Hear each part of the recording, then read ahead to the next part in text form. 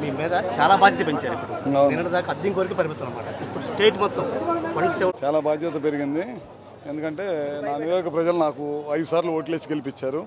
నేను ఆ నమ్మకాన్ని నిలబెట్టుకోవాల్సిన అవసరం ఉంది. దాంతోపాటు చంద్రబాబు నాయుడు గారు మొట్టమొదటిసారిగా అద్దం కాన్స్టిట్యున్సీకి సంబంధించి 50 తర్వాత ఎప్పుడు కూడా మంత్రివర్గంలో లేరు, నన్ను తీసుకున్నారు. దాంతోపాటు చంద్రబాబు గారి నమ్మకాన్ని కూడా నిలబెట్టుకోవాల్సిన అవసరం ఉంది.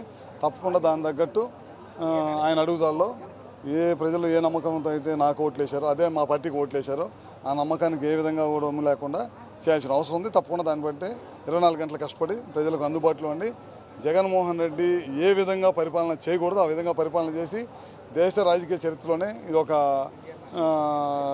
కేస్ స్టడీగా తీసుకొచ్చాడు. అది ఒక ఎగ్జాంపుల్ తీసుకొచ్చాడు. కనుక మేమందరం కూడా ఖచ్చితంగా ఒళ్ళ దగ్గర పెట్టుకొని అందరూ కూడా గతంలో చంద్రబాబు నాయుడు గారు ఏ విధంగా మంచి పరిపాలన అందించాడో అదేవిధంగా చేస్తాం. దానికి నిదర్శనం నిన్న చూసాం మనం. కుర్రోళ్ళందరూ కూడా చదువుకొని చాలా ఇబ్బందులు పడుతున్నారు. ఉద్యోగ అవకాశాలు లేక మెగా డిఎస్సీ రిలీజ్ చేశాడు. అన్నా క్యాంటీన్లు పెట్టారు. స్కిల్ డెవలప్మెంట్ సంబంధించి పెన్షన్లు ఇచ్చిన మాట నిలబెట్టుకున్నాం. 5 భూములు ల్యాండ్ యాక్ట్ని రద్దు చేయడం రైతులకు సంబంధించి ఇట్లాంటి ఎన్నో చేశారు.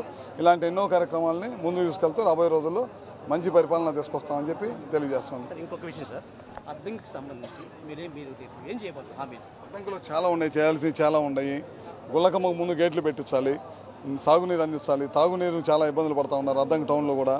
నేను దాదాపు 90 కోట్లు పెట్టి స్కీమ్ తీసుకొస్తే అది మధ్యలో ఆగిపోయారు. 1000 మందికి టిట్కో ఇల్లు తీసుకొస్తే ఆపేశారు. ఇవన్నిటిని కూడా మళ్ళీ డెవలప్ చేయాలి. చాలా పనులు ఉన్నాయి. ఎప్పుడు కూడా డెవలప్మెంట్ అనేది ఒక రోజుతో ఆగేది కాదు. ప్రతి మనిషి కూడా తలా కొద్దిగా చేసుకుంటూ వెళ్ళాలి. గవర్నమెంట్లు ప్రభుత్వాలు మారుతాయి కానీ ప్రజలు వాళ్ళే ఉంటారన్నమాట. ఇవాళ తెలుగుదేశం ప్రభుత్వం మారిన తర్వాత చంద్రబాబు నాయుడు గారు అప్పుడు 2019లో ఇబ్బంది పడిన తర్వాత జగన్మోహన్ రెడ్డి వచ్చిన తర్వాత ఈ రాష్ట్రాన్ని సర్వనాశనం చేశాడనమాట. దీన్ని మళ్ళీ గాలిలోకి తీసుకురావాలంటే అంత ఈజీగా అయిన విషయం కాదు. కానీ చంద్రబాబు నాయుడు గారు, మోడీ గారు, పవన్ కళ్యాణ్ గారి నాయకత్వంలో ఎట్టి పరిస్థితుల్లో రాష్ట్రం ముందుకెళ్ళింది.